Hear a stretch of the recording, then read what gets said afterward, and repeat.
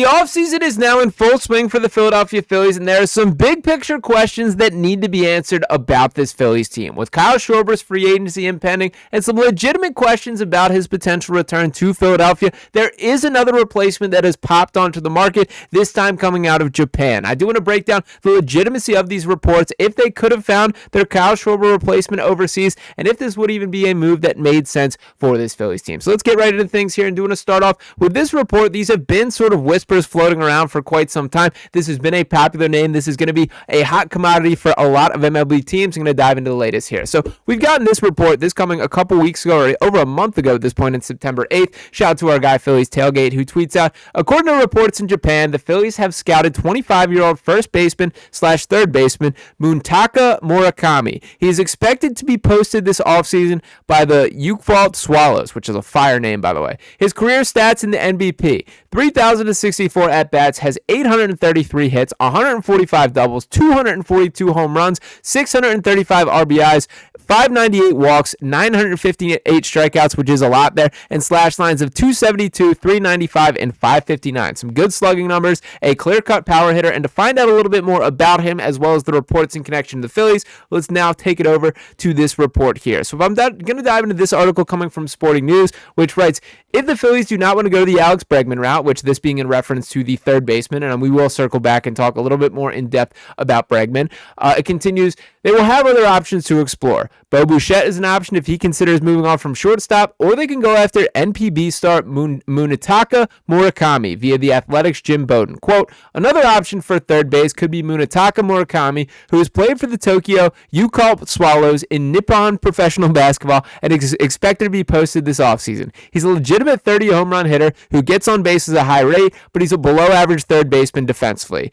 The only thing to be considered is that Murakami is not the best when it comes to his glove. However, the potential at the plate could offset a few errors. He also has experience at first base and could slide over there with Bryce Harper returning to the outfield. And to continue on a little deeper, it writes on, at 6'2", 213 pounds, Murakami is a power hitter supreme. He has 246 home runs in 892 games, including a 56 home run season in 2022, the most hit in a single season by a Japanese-born player. He won the Triple Crown that year at the age of 22, becoming the youngest player in league history to accomplish that feat. This season, Murakami has mashed 24 bombs in only 69 games with the Yakult Swallows. Quote, he has legit power, said one MLB scout who has seen Murakami multiple times. It should translate to the majors. Now, to interject here a little bit, this is a guy who obviously has talent, and I did watch a little bit of the highlights, a sick batting stance. He's got a little bat flip routine. He's got some swagger to him, that I do like this guy to an extent here.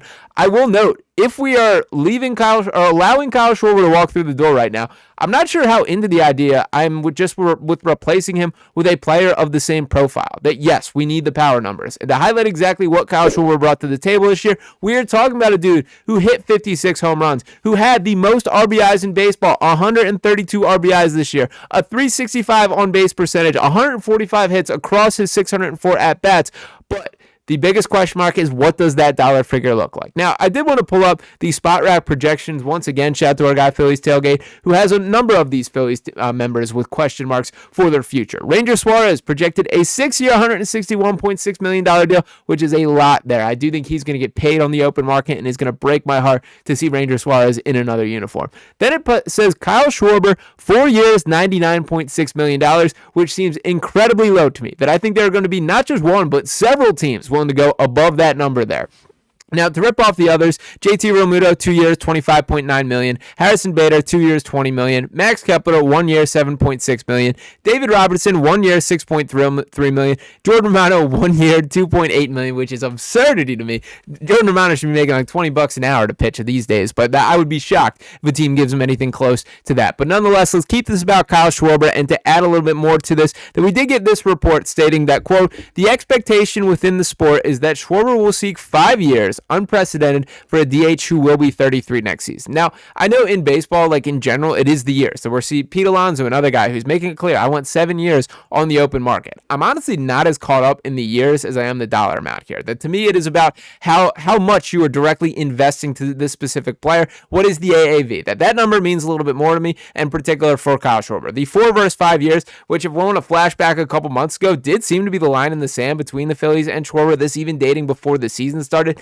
That to me was strange at the time and is still strange now, that if you can agree on a set dollar figure or the AAV, whatever you're looking at, the average annual value with there, what that specific paycheck is, that's the number that I'm locking in. And I don't really care about the years beyond that. 4 years versus 5 years doesn't make a ton of difference to me for Kyle Schwarber, who is a guy, by the way, I think his game is going to age just fine. That he had the best season of his career this year. And to that point, I do think that is probably the peak of Kyle Schwarber's career. And we should set realistic expectations because of this. He is still going to be one of the better power hitters in the sport. I'm not sure if we get another 56 home run season from this dude. I do think this was, he timed it right to maximize his market here, but I do think this was Kyle Schwarber playing a tad above his head for most of the season. Now, ultimately, the bigger question for the Phillies is it worth investing that into this guy, or are there other options, such as our guy in Japan right now? Now, I kind of don't love this concept. The other portion that I will acknowledge here is I think there's a lot of the Phillies just trying to be around like the next Japanese prospects that we've seen. Our guy Koyo Aragami is, I believe, or Oyagami, I forget his name. He got released by the Phillies midseason, brought him over from the Japanese league. He was a submarine pitcher, which I love. I would love a submarine pitcher on this Phillies team, but he didn't stick. He was not good enough here. I do think there's a conscious effort for them trying to get into that Japanese market that we've seen. I mean, look at the Dodgers right now. How many standouts from Shohei Ohtani?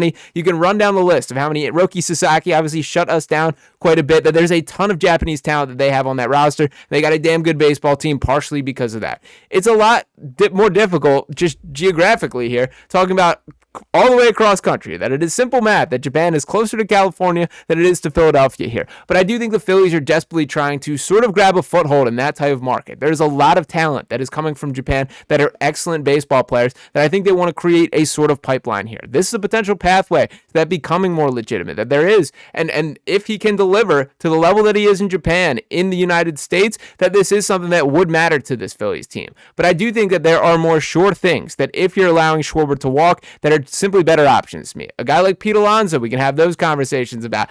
And I'm not the biggest Pete Alonso guy. I think he's a cornball. I think he runs really weird, and I kind of hate him in general. But if he's wearing a Phillies uniform, I can change my tune mighty quick because he can match baseballs and produces year in and year out. But there's the same sort of positional questions here, that if it is a first baseman, third baseman, and this guy Murakami, that he primarily is a third baseman, does that mean Alec Bohm is out of the equation? And I will note, like, I feel less bullish about moving on from Alec Bohm this summer than I did this past year, and maybe that in itself says it's time to move on, that you should maximize your market a little more, that there may be more options out there as far as replacements. But I think the thing that I always circle to with Alec Bohm is he's a very good third baseman, man. He's improved every single year, particularly on the defensive side of the ball. Like, we're talking about, this dude used to be a weakness defensively, not the case whatsoever anymore. That he's turned himself into a very fine fielder, and at the plate, sure, I wish the power numbers were better, but he's a really good contact hitter and a guy who can drive doubles in a way that helps this Phillies team. It just absolutely has to be an upgrade for me if we're talking about moving on from him.